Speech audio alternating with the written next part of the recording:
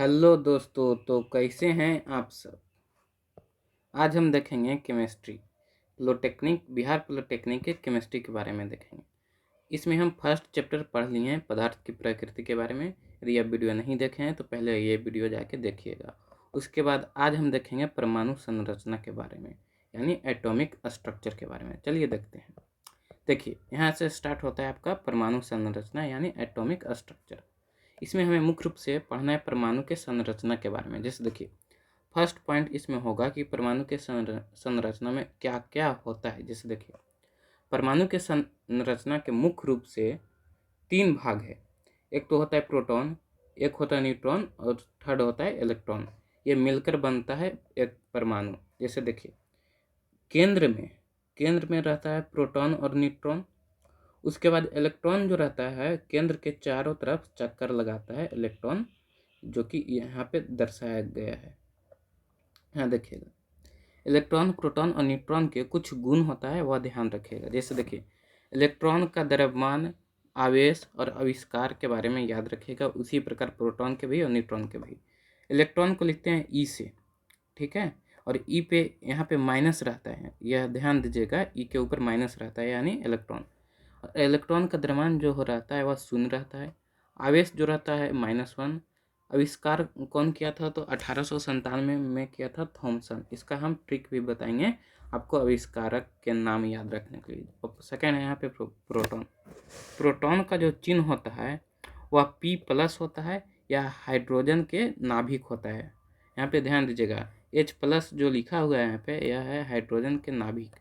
इसका जो द्रव्यमान रहता है वह 1 AMU रहता है। और केजी में यदि पूछेगा तो 1.672 × 10⁻⁻27 kg रहता है। ऐसे आप याद रखिएगा 1 AMU। और आवेश जो रहता है इस पर वह +1 रहता है। इसका आविष्कारक है 1911 में गोल्डस्टीन या फिर रदरफोर्ड। यहाँ पे ध्यान दीजिएगा, यदि आपके ऑप्शन में गोल्डस्टीन और रदरफोर्ड दोनों हैं तो गोल्डस्टीन को मारिएगा, और यदि ऑप्शन में दोनों में से कोई एक है तो एक ही को मार दीजिएगा। जैसे देखिए, क्वेश्चन दिया है कि प्रोटॉन की खोज किसने किया। उस ऑप्शन में यदि गोल्डस्टीन या फिर रदरफोर्ड दोनों हैं तो वहाँ पे गोल्डस्टीन को मारिएगा, या फिर सिर्फ रदरफोर्ड है तो रदरफोर्ड के मार दीजिएगा। ध्यान दीजिएगा यहाँ पे। और थर्ड आता है न्यूट्रॉन। न्यूट्रॉन को N से दर्शाते हैं। 0 जो है यहाँ पे दर्शा रहा है इसका जो आवेश है 0 है, और इसका जो द्रव्यमान है वह 1 है। यहाँ पे ये दर्शा रहे हैं, ध्यान दीजिएगा। इसका द्रव्यमान जो रहता है वह सेम रहता है प्रोटॉन के जैसा, लेकिन थोड़ा सा ज़्यादा रहता है इसका। और केजी में है 1.674 × 10⁻⁻27 kg। आवेश इसका शून्य रहता है। और इसका जो आविष्कारक है वह चैडविक है। 1932 में चैडविक ने किया था। इसका देखिए, आविष्कारक के नाम याद रखने के लिए एक चीज़ याद रखिएगा कि ईट पर नाच। देखिए, ई से हो गया इलेक्ट्रॉन, ट से हो गया थॉमसन, ध्यान रखिएगा, ट से थॉमसन। और प से हो गया प्रोटॉन, और र से हो गया रदरफोर्ड नहीं रहेगा तो गोल्डस्टीन मारिएगा। और न से हो गया न से हो गया न्यूट्रॉन, और च से हो गया चैडविक। यहाँ पे ध्यान दीजिएगा। अब आगे देखते हैं। यहाँ पे नोट करके लिखिएगा कि एक्स किरण जो है ये शॉर्ट वेवलेंथ वाले इलेक्ट्रोमैग्नेटिक किरण होता है, यानी विद्युत चुंबकीय तरंग होता है। यह भी ध्यान रखिएगा। अब यहाँ पे देखिए, परमाणु संख्या को हम Z से सूचित करते हैं। Z से सूचित करते हैं परमाणु संख्या को, ध्यान दीजिएगा। और परमाणु संख्या जो है वह नाभिक में इकाई धन आवेश की कुल संख्या है। इकाई धन आवेश यानी नाभिक में जितना प्रोटॉन की संख्या है उसी को परमाणु संख्या कहते हैं। या फिर नाभिकीय आवेश को, नाभिक में जितना आवेश है यानी जितना परमाणु के प्रोटॉन की संख्या है उसी को कहते हैं नाभिकीय आवेश, बराबर होता है परमाणु संख्या। या फिर नाभिक में प्रोटॉन की कुल संख्या के बराबर होता है।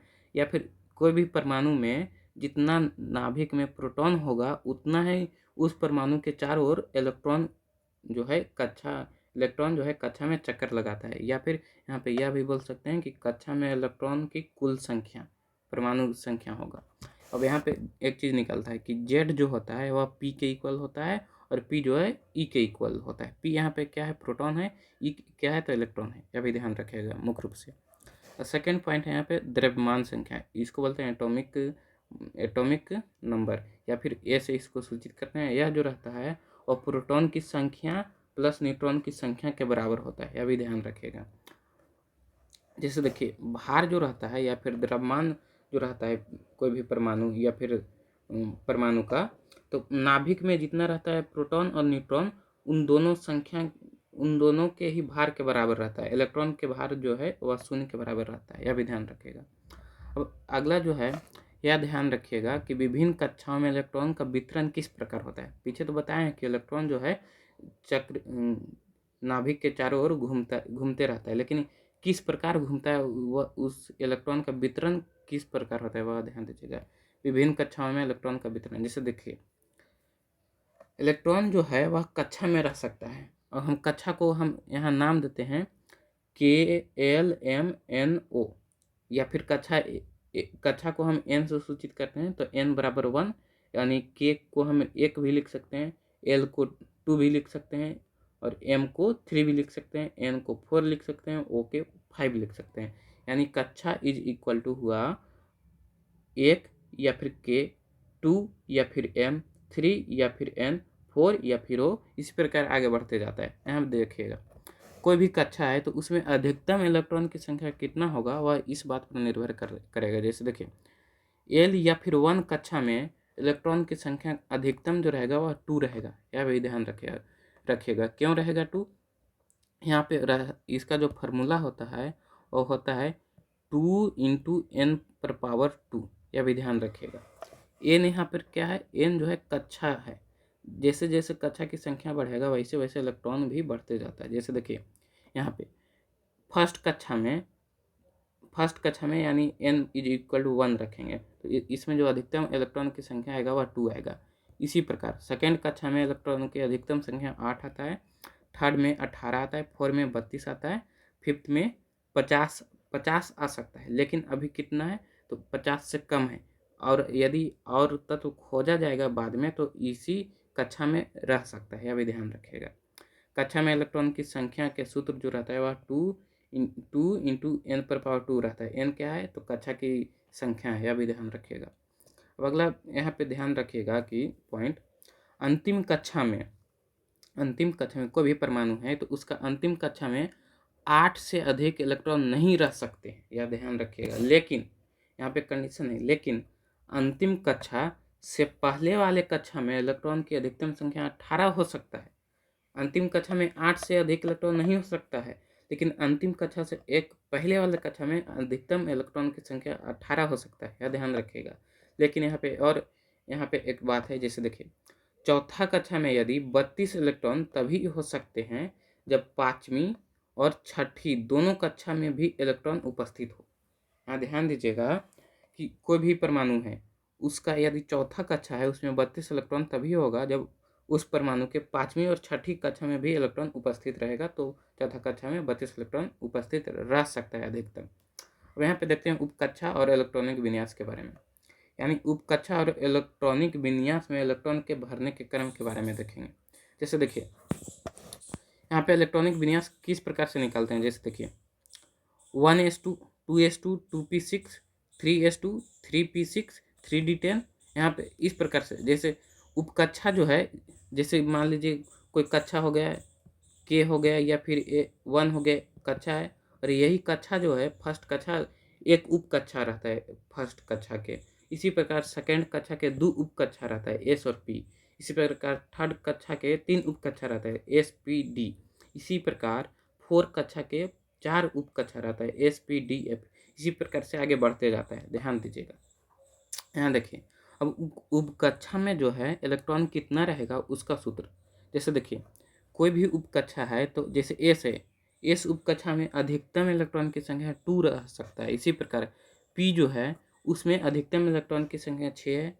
इसी प्रकार डी जो है उसमें अधिकतम इलेक्ट्रॉन की संख्या 10 है। इसी प्रकार एफ जो है उसमें अधिकतम इलेक्ट्रॉन की संख्या 14 है, यह भी ध्यान रखिएगा। इलेक्ट्रॉन किस प्रकार भरता है तो इस प्रकार डायगोनल रूप से भरता है, ठीक है। यहाँ ध्यान से देखिएगा, इस प्रकार से पहले भरेगा एस में, उसके बाद 2s में, उसके बाद 2p में, 2p भर जाएगा तो 3s में आएगा, फिर 3s में आ गया तो 3p में आएगा, 3p के बाद 4d में, 3d में नहीं जाएगा, 4s में आएगा, उसके बाद 4s भर जाएगा तो 3d में जाएगा, फिर 3d से 4p में आएगा, 4p से 5s में आ जाएगा, उसके बाद 5s से फिर 4d में आता है, फिर 5p में आता है। इस प्रकार से डायगोनल रूप से जो है इलेक्ट्रॉन भरता है। अभी ध्यान रखिएगा, यह जो है संयोजकता आप जब निकालिएगा तो इसको ध्यान में रखिएगा। अब यहाँ पे ध्यान दीजिएगा कि संयोजी इलेक्ट्रॉन जो है वह बाह्यतम कक्षा के इलेक्ट्रॉन को संयोजी इलेक्ट्रॉन कहते हैं। कोई भी इलेक्ट्रॉन जो है संयोज करता है कोई भी परमाणु में, तो उसका जो है बाह्यतम कोश के इलेक्ट्रॉन ही संयोज करता है कोई भी यौगिक बनाने में। और अगला देखते हैं, अगला जो है समस्थानिक या फिर समभारिक के बारे में। आइसोटोप्स एंड आइसोबार क्या होता है, देखिए। समस्थानिक जो है या समस्थानिक यानी आइसोटोप, यहाँ पे हिंदी के नाम से आप पता लगा सकते हैं कि समस्थानिक यानी जिसका स्थान समान है, स्थान समान है लेकिन परमाणु भार जो है यानी परमाणु द्रव्यमान जो है वह भिन्न भिन्न है। परमाणु संख्या समान किंतु द्रव्यमान संख्या भिन्न भिन्न होता है। जैसे 17 क्लोरीन होता है, उसी प्रकार 17 क्लोरीन ये है, दोनों जो है समस्थानिक है, दोनों के परमाणु संख्या समान है लेकिन भार जो है एगो के 35 है, एक के 37 है, यह भी ध्यान रखिएगा। इसी प्रकार एक होता है प्रोटियम। प्रोटियम जो है वह हाइड्रोजन के नाभिक होता है। इसी प्रकार होता है ड्यूटेरियम। ड्यूटेरियम जो है, ड्यूटेरियम भी है, हाइड्रोजन ही है, जैसे प्रोटियम, ड्यूटेरियम और ट्राइट्रियम, ये तीनों जो है हाइड्रोजन के समस्थानिक है। लेकिन प्रोटियम में जो भार रहता है वह 1 रहता है, ड्यूटेरियम में जो भार रहता है उसका 2 रहता है, ट्राइट्रियम में इसका जो भार रहता है वह 3 रहता है, यह भी ध्यान रखेगा। अब अगला जो आता है वह समभारिक। समभारिक यानी द्रव्यमान संख्या समान किंतु परमाणु संख्या भिन्न भिन्न होता है। जैसे यहाँ पे देखिए आर्गन, आर्गन के द्रव्यमान है 40 और परमाणु संख्या 18। इसी प्रकार पोटेशियम, पोटेशियम के द्रव्यमान है 40 लेकिन परमाणु संख्या 19, परमाणु संख्या भिन्न भिन्न हो गया ना। इसी प्रकार कैल्शियम, कैल्शियम का भी द्रव्यमान होता है 40 और परमाणु संख्या 20, यहाँ भी परमाणु संख्या भिन्न हो गया तीनों में। तो तीनों जो है एक प्रकार के समभारिक है। यहाँ पे ध्यान दीजिएगा कि कैथोड किरण में इलेक्ट्रॉन होता है। कैथोड किरण क्या होता है हम आगे बताएंगे आपको। कैथोड किरण में इलेक्ट्रॉन होता है और एनोड किरण में प्रोटॉन होता है या फिर न्यूक्लियॉन। न्यूक्लियॉन क्या होता है, तो प्रोटॉन और न्यूट्रॉन के समूह को न्यूक्लियॉन कहते हैं। ठीक है, अब आगे देखते हैं। यहाँ तक जो है ये चैप्टर समाप्त हुआ। अब आगे देखते हैं इसका प्रैक्टिस। इसका प्रैक्टिस क्वेश्चन है, जैसे ध्यान दीजिएगा। फर्स्ट क्वेश्चन है कि किसी परमाणु में धन आवेशों की संख्या बराबर होती है। किसी परमाणु में धन आवेशों की संख्या किसके बराबर होती है, तो परमाणु संख्या के बराबर होती है। धन आवेश यानी प्रोटॉन, प्रोटॉन की संख्या जो है परमाणु संख्या के बराबर होता है, हम पीछे लिखवा चुके हैं। किसी उदासीन परमाणु में समान संख्या में पाए जाने वाले मौलिक कण होते हैं। किसी उदासीन परमाणु में समान संख्या में कौन पाया जाता है, या तो प्रोटॉन पाया जाता है या फिर इलेक्ट्रॉन। न्यूट्रॉन जो है वह ज़्यादा या कम हो सकता है, लेकिन प्रोटॉन और इलेक्ट्रॉन जो है वह समान रहेगा। जैसे यहाँ प्रोटॉन एवं न्यूट्रॉन नहीं, न्यूट्रॉन एवं प्रोटॉन एवं इलेक्ट्रॉन, इसका राइट आंसर डी होगा, यहाँ ध्यान दीजिएगा। थर्ड क्वेश्चन है, इलेक्ट्रॉन की संहति यानी द्रव्यमान होती है। इलेक्ट्रॉन के द्रव्यमान जो होता है वह होता है 1.1 इसका जो द्रव्यमान रहता है 1.67 इंटू 10⁻⁻24 ग्राम, यह नहीं होगा। इसका जो रहेगा वह 9.1 इंटू 10⁻28 ग्राम, इसका राइट आंसर बी होगा। 9.8 इंटू 10⁻28 ग्राम, हम पीछे बताए हैं केजी में, ध्यान दीजिएगा। अब अगला क्वेश्चन है, कैथोड किरण बनी होती है। पीछे हम बताए हैं कि कैथोड किरण जो है वह इलेक्ट्रॉन से बनी होती है। अब अगला क्वेश्चन है, किसी अक्रिय गैस के बाह्यतम शेल में इलेक्ट्रॉन की संख्या होती है। जितना भी अक्रिय गैस है उसके बाह्यतम कोश में इलेक्ट्रॉन की संख्या जो है वह 8 रहती है। 6 क्वेश्चन है, किसी परमाणु का परमाणु द्रव्यमान 35 एवं उसकी परमाणु संख्या 20 है, उस परमाणु में वर्तमान न्यूट्रॉन की संख्या होगी। इसका देखिए किस प्रकार से हम निकालते हैं इसको। देखिए, किसी परमाणु का परमाणु द्रव्यमान ए जो है वह 35 है एवं उसकी परमाणु संख्या 20 है, यानी प्रोटॉन जो है वह 20 है। प्रोटॉन और न्यूट्रॉन ए क्या होता है, यह जो होता है ए वह P into A P plus N होता है। पी 20 दिया है, ए 35 दिया है, एन निकालने बोल रहा है आपको, तो एन क्या हो जाएगा, न्यूट्रॉन क्या हो जाएगा, 35 माइनस 20 यानी 15। इसका जो राइट आंसर होगा ए होगा 15। इस प्रकार से निकालते हैं। अब अगला जो क्वेश्चन है वह 7 नंबर है। एम सेल में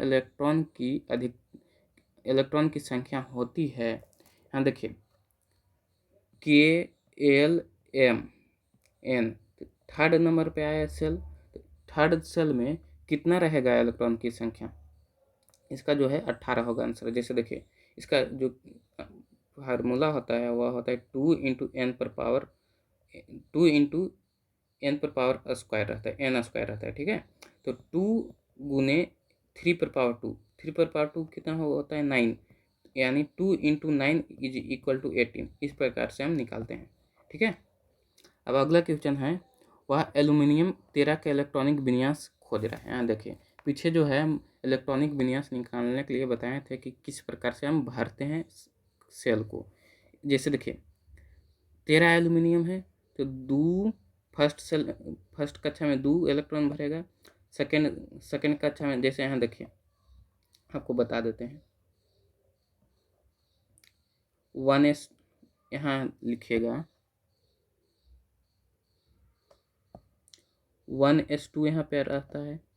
इसी प्रकार 2s2 2p6, इसी प्रकार 3s2 3p6 3d10। तो यहाँ पे 13 है तो 2 ये होगा, 2 ये होगा 4 और 6 10 10 दोबारा और 1 13, यानी 3p में 1 रहेगा, ध्यान दीजिएगा। तो यहाँ पे देखिए इस प्रकार से नहीं, फर्स्ट सेल में 2, उसके बाद सेकेंड सेल में 8 और थर्ड सेल में 3, 2 8 3 इसका राइट आंसर हो जाएगा। यहाँ पे ध्यान दीजिएगा। इसी प्रकार अब अगला क्वेश्चन है वह है एक तत्व के परमाणु में 19 प्रोटॉन और 20 न्यूट्रॉन है, इसकी द्रव्यमान संख्या होगी। ध्यान दीजिए द्रव्यमान संख्या बोल रहा है, यानी एक निकालने बोल रहा है आपको, और प्रोटॉन दिया हुआ है 19 प्रोटॉन और 20 न्यूट्रॉन, तो दोनों को जोड़ दीजिए, द्रव्यमान संख्या आ जाएगा, कितना आएगा 9 39। इसका जो राइट आंसर होगा ए। अब अगला क्वेश्चन है वह है वैसे तत्व जिनकी परमाणु संख्या समान परंतु परमाणु द्रव्यमान भिन्न होते हैं कहलाते हैं। परमाणु संख्या समान यानी समस्थानिक, ठीक है, ध्यान दीजिएगा, समस्थानिक। अगला क्वेश्चन है वह निम्नलिखित में कौन सा गुण न्यूट्रॉन का नहीं है। न्यूट्रॉन उदासीन है, हाँ ये तो न्यूट्रॉन के गुण है। न्यूट्रॉन का द्रव्यमान प्रोटॉन के द्रव्यमान के बराबर होता है, यह सही है। न्यूट्रॉन परमाणु के नाभिक में स्थित रहता है, हाँ। न्यूट्रॉन का द्रव्यमान प्रोटॉन के द्रव्यमान का 140 गुना होता है, यह गलत है, डी इसका राइट आंसर होगा, जो कि गलत है। अब अगला क्वेश्चन आता है वह है प्रोटॉन सदृश होता है हाइड्रोजन अणु के, हीलियम के नाभिक के, हाइड्रोजन परमाणु के नाभिक के। यह भी ध्यान पीछे बताए हैं प्रोटॉन के जो संकेत रहता है वह 1H1 रहता है, यहाँ भी ध्यान दीजिएगा, यानी हाइड्रोजन के नाभिक रहता है इस प्रकार से प्लस में, हाइड्रोजन परमाणु के नाभिक के जैसा प्रोटॉन रहता है। न्यूट्रॉन के आविष्कारक थे, हम पीछे बताए हैं कि ईंट पर नाच से आप निकाल सकते हैं न्यूट्रॉन के आविष्कारक। ईंट पर नाच चैडविक यहाँ होगा, इसका जो राइट आंसर होगा वह चैडविक। अगला क्वेश्चन है वह किसी तत्व के समस्थानिकों में क्या होता है। परमाणु संहत यानी परमाणु द्रव्यमान जो है समान तथा परमाणु संख्या भिन्न होता है। समस्थानिक यानी स्थान समान है, ये जो है यह गलत है, परमाणु संख्या समान रहता है। परमाणु संहति यानी परमाणु द्रव्यमान भिन्न तथा परमाणु संख्या समान, हाँ ये राइट है, यहाँ ध्यान दीजिएगा। अगला क्वेश्चन है किसी की तत्व ए की परमाणु संख्या 13 है यानी एल्यूमिनियम, इसमें संयोजी इलेक्ट्रॉन की संख्या होगी, परमाणु संख्या जितना रहेगा उतना ही प्रोटॉन रहेगा, यह भी ध्यान रखिएगा। इस संयोजी इलेक्ट्रॉन यानी बाह्यतम कोश में इसमें कितना इलेक्ट्रॉन रहेगा, जिसे ध्यान दीजिए। अभी हम निकाले थे एल्यूमिनियम में, देखिए 1s2 2s2 2p6 3s2 3p6 3d10 इस प्रकार से रहता है इलेक्ट्रॉन। तो 13 है परमाणु संख्या, तो इसमें तो भर जाएगा 2, इसमें भी भर जाएगा 2, इसमें 6 भी भर जाएगा, यानी 10 हो गया और 2 12 हो गया, ये 13, यानी बाह्यतम का थर्ड ये सेल हो गया बाह्यतम कोश। बाह्यतम कोश में कितना इलेक्ट्रॉन है? 2 और 1 3। इसका जो राइट आंसर होगा वह होगा 3। इस प्रकार से हम निकालते हैं। ओके, अब अगला क्वेश्चन है ड्यूटेरियम की परमाणु संख्या है। ड्यूटेरियम की परमाणु संख्या 1 है। ड्यूटेरियम क्या है? तो हाइड्रोजन के ही समस्थानिक ने है। समस्थानिक ड्यूटेरियम जो है हाइड्रोजन के ही समस्थानिक है, यानी परमाणु संख्या हाइड्रोजन वाला ही रहेगा, तो 1 रहेगा। निम्नलिखित नाभिकीय युग्म में समस्थानिक होगा। समस्थानिक यानी स्थान समान है, यानी प्रोटॉन जो रहेगा समान रहेगा, लेकिन न्यूट्रॉन जो रहेगा वह भिन्न भिन्न रह सकता है। जैसे देखिए, इसमें 17 प्रोटॉन, इसमें भी 17 प्रोटॉन, न्यूट्रॉन जो है अलग अलग है, यही होगा समस्थानिक यहाँ पे। ठीक है, इसमें देखिए 6 प्रोटॉन 7 प्रोटॉन, यह जो है समस्थानिक नहीं रहेगा। इसी प्रकार 20 प्रोटॉन 18 प्रोटॉन समस्थानिक नहीं रहेगा। 18 प्रोटॉन 17 प्रोटॉन नहीं रहेगा समस्थानिक। इसका राइट आंसर होगा ए। ओके, और अगला क्वेश्चन है कि समस्थानिकों के परमाणुओं में भिन्नता होती है प्रोटॉनों की संख्या में, इलेक्ट्रॉनों की संख्या में, न्यूट्रॉनों की संख्या में, न्यूट्रॉन और प्रोटॉन की संख्या में। समस्थानिक यानी स्थान समान है, यानी प्रोटॉन की संख्या जो रहेगा समान रहेगा, लेकिन न्यूट्रॉन जो रहेगा वह भिन्न हो सकता है, यानी न्यूट्रॉन की संख्या में। अगला क्वेश्चन है परमाणु के अंदर एक ऐसा सूक्ष्म कण है जिसका सापेक्ष द्रव्यमान हाइड्रोजन परमाणु के द्रव्यमान के लगभग बराबर होता है तथा इस पर इकाई धनावेश रहता है। इस कण को कहते हैं तो प्रोटॉन कहते हैं। परमाणु प्रोटॉन जो है इसका इस पर जो रहेगा इसका जो द्रव्यमान रहेगा वह हाइड्रोजन परमाणु के द्रव्यमान के लगभग बराबर रहता है, और इस पर जो आवेश रहता है वह धन आवेश रहता है। यह भी ध्यान दीजिएगा। अगला क्वेश्चन है कि सोडियम परमाणु में कोर इलेक्ट्रॉन की संख्या है। कोर इलेक्ट्रॉन जैसे देखिए, संयोजी इलेक्ट्रॉन बाह्यतम कोश के इलेक्ट्रॉन को कहते हैं, और बाह्यतम कोश के इलेक्ट्रॉन के बाद जितना इलेक्ट्रॉन बचता है उसको कहते हैं कोर इलेक्ट्रॉन। 11 होता है सोडियम, परमाणु संख्या सोडियम के 11 होता है। जैसे निकाल देते हैं यहाँ पे 1s2 2s2 2p6, यानी 2 भर गए ये 2 ये, और यहाँ पे देखिए 3s2 3p6 3d10, 2 ये भरा 2 2 4 और 6 10 10 1 11, यानी एक इलेक्ट्रॉन रहेगा 3s में। ठीक है, तो कोर इलेक्ट्रॉन कितना रहेगा? तो 10 रहेगा। यहाँ पे ध्यान दीजिएगा, बाह्यतम कोश के इलेक्ट्रॉन को छोड़कर जितना इलेक्ट्रॉन रहेगा उसको कहेंगे कोर इलेक्ट्रॉन। इसी प्रकार 21 नंबर क्वेश्चन, 7 नाइट्रोजन और देखिए 7 कार्बन है। देखिए दोनों जो है स्थान जो है समान है, और परमाणु भार भी समान है, तो यह क्या होगा? यहाँ पे ध्यान दीजिएगा, ध्यान दीजिएगा। ये जो है एक स्पेशल केस आता है, यह जो है वह होता है आइसोस्टर्स। यहाँ देखिए दोनों का परमाणु 7 नाइट्रोजन और 7 कार्बन, ये दोनों जो है परमाणु संख्या जो समान है और परमाणु भार भी समान है। तो परमाणु भार समान है तो प्रोटॉन समान होगा, न्यूट्रॉन समान होगा, यह भी ध्यान दीजिएगा। और इलेक्ट्रॉन भी इसमें समान है दोनों में। तो यह जो है वह ना तो समस्थानिक है, ना समभारिक है, ना समन्यूट्रॉनिक है। यह जो है आइसोस्टर्स है, यह भी ध्यान रखिएगा। यह एक स्पेशल केस आता है। अगला क्वेश्चन है सबसे भारी कण है मेसॉन, प्रोटॉन, न्यूट्रॉन, इलेक्ट्रॉन। इसमें सबसे भारी कण कौन सा है आपको बताना है। इसका जो राइट आंसर होगा वह है न्यूट्रॉन। पीछे हम बताए हैं कि प्रोटॉन से कुछ 0.004 जो है न्यूट्रॉन का भार ज़्यादा रहता है, इसलिए यहाँ पे न्यूट्रॉन जो है प्रोटॉन से भारी रहता है। किसी परमाणु का इलेक्ट्रॉनिक विन्यास 282 है। इसमें संयोजी इलेक्ट्रॉनों की संख्या है, संयोजी इलेक्ट्रॉन यानी बाह्यतम कोश के इलेक्ट्रॉन के 2, जो बाह्यतम कोश के रहेगा ना इलेक्ट्रॉन वही होगा संयोजी इलेक्ट्रॉन। इसका राइट आंसर होगा डी। किसी तत्व के एम सेल में 2 इलेक्ट्रॉन है, KLM यानी थर्ड सेल में 2 इलेक्ट्रॉन है। इस तत्व की परमाणु संख्या है, यहाँ देखिए इसमें 2 रह सकता है इलेक्ट्रॉन। L को भरने के लिए 8 चाहिए, K के भरने के लिए 2 चाहिए, यानी 10 2 12 हो सकता है इसका परमाणु संख्या, यह भी ध्यान दीजिएगा। इसी प्रकार ऑक्सीजन परमाणु में इलेक्ट्रॉनों की संख्या होती है। ऑक्सीजन कितना होता है? 8 ऑक्सीजन में इलेक्ट्रॉन कितना रहेगा? तो 8 ही रहेगा।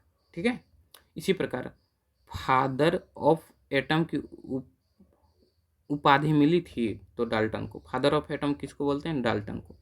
इसी प्रकार कैथोड किरणें क्या है? तो धन आवेश कण है। पीछे हम बताए थे कैथोड और एनोड। एनोड जो है ऋण आवेश यानी उसमें इलेक्ट्रॉन रहता है, कैथोड जो है वह धन आवेश यानी उसमें प्रोटॉन रहता है। इसी प्रकार अगला क्वेश्चन है प्रोटॉन कण है ऋण आवेश धन आवेश, इसका राइट आंसर होगा धन आवेश। एक परमाणु की त्रिज्या होती है, एक परमाणु की जो त्रिज्या होती है वह कितनी हो सकती है वह आपको बताना है। इसका जो राइट आंसर होगा वह होगा कम से कम तो 10⁻⁸ सेंटीमीटर तक हो सकती है परमाणु की त्रिज्या। -10 नहीं हो सकती, 13 नहीं हो सकती, 18 नहीं, -8 तक होती है परमाणु की त्रिज्या। अब 13 क्वेश्चन है वह ऑक्सीजन परमाणु में इलेक्ट्रॉन की संख्या होती है, यह तो पीछे बताएं 8। परमाणु के नाभिक का व्यास, यहाँ पे देखिए नाभिक का व्यास पूछ रहा है और यहाँ पे परमाणु की त्रिज्या पूछा था, तो दोनों जो होगा वह अलग अलग रहता है, या 10⁻⁻15 सेंटीमीटर रहता है, यह भी ध्यान रखिएगा, 16 नहीं मारिएगा। परमाणु के नाभिक का व्यास। और अगला जो क्वेश्चन है वह द्रव्यमान संख्या बराबर होता है।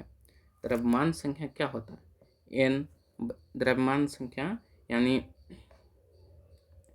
यानी ए एटॉमिक मास। द्रव्यमान संख्या जो रहता है वह न्यूट्रॉन और प्रोटॉन के बराबर रहता है, पीछे हम बता चुके हैं। परमाणु के नाभिक में रहते हैं इलेक्ट्रॉन, सिर्फ न्यूट्रॉन, इलेक्ट्रॉन तथा प्रोटॉन, न्यूट्रॉन तथा प्रोटॉन। राइट आंसर होगा डी, न्यूट्रॉन तथा प्रोटॉन। किसी कक्षा में इलेक्ट्रॉन की अधिकतम संख्या होती है तो 2 × n² रहता है। n क्या है? तो कक्षा की संख्या है। m सेल की उप कक्षा होती है यानी KLM। थर्ड सेल है, थर्ड सेल में SPD रहेगा। तीसरा नंबर पे आ रहा है तो 3 उप कक्षा रहेगा, दूसरा नंबर पर तो 2, पहला नंबर पर तो 1, इसका SPD होगा उप कक्षा। मैग्नीशियम की विन्यास होता है तो इसका जो रहेगा 2A2, ठीक है। 12 मैग्नीशियम होता है ना तो 2A2 इसका विन्यास होगा। इसी प्रकार 6 कार्बन और कार्बन 12 और कार्बन 14 है समस्थानिक है, समभारिक है। इसका जो राइट आंसर होगा वो होगा समस्थानिक। क्यों? क्योंकि 6 दोनों में है, यानी सम एक ही स्थान पे कार्बन है लेकिन परमाणु भार जो है अलग अलग है। अगला क्वेश्चन है किसी तत्व के नाभिक में पाए जाने वाले न्यूट्रॉन एवं प्रोटॉन का अनुपात विषम संख्या हो तो उसका नाभिक है। यानी यह बोल क्या रहा है? किसी तत्व के नाभिक में पाए जाने वाले न्यूट्रॉन एवं प्रोटॉन का अनुपात विषम संख्या हो तो उसका नाभिक होगा अस्थाई, अस्थाई, अधिक अस्थाई, अधिक अस्थाई। तो इसका जो राइट आंसर होगा वह होगा डी, अधिक अस्थाई होगा। वह जो तत्व रहेगा नाभिक वह अधिक अस्थाई रहेगा। निम्न में से समस्थानिक के लिए समान नहीं है। प्रोटॉनों की संख्या, संयोजकता। समस्थानिक यानी स्थान समान है तो क्या नहीं हो सकता है? समान नहीं है। प्रोटॉनों की संख्या तो समान हो सकता है। संयोजकता, रासायनिक, न्यूट्रॉनों की संख्या, तो न्यूट्रॉनों की संख्या समान नहीं हो सकता, ध्यान दीजिएगा। लास्ट क्वेश्चन है किसी निष्क्रिय गैस के बाह्यतम कक्षा में कितने इलेक्ट्रॉन रहते हैं? तो इसका जो राइट आंसर होगा वह 2 या 8। 2 किसके लिए? हीलियम के लिए 2 यहाँ पे आता है, यह भी ध्यान रखिएगा। एक अपवाद है हीलियम। यहाँ तक जो है आपका ये चैप्टर समाप्त हुआ। और यदि आपको अच्छा लगा वीडियो तो लाइक कीजिएगा वीडियो को और चैनल को सब्सक्राइब कीजिएगा। Thank you.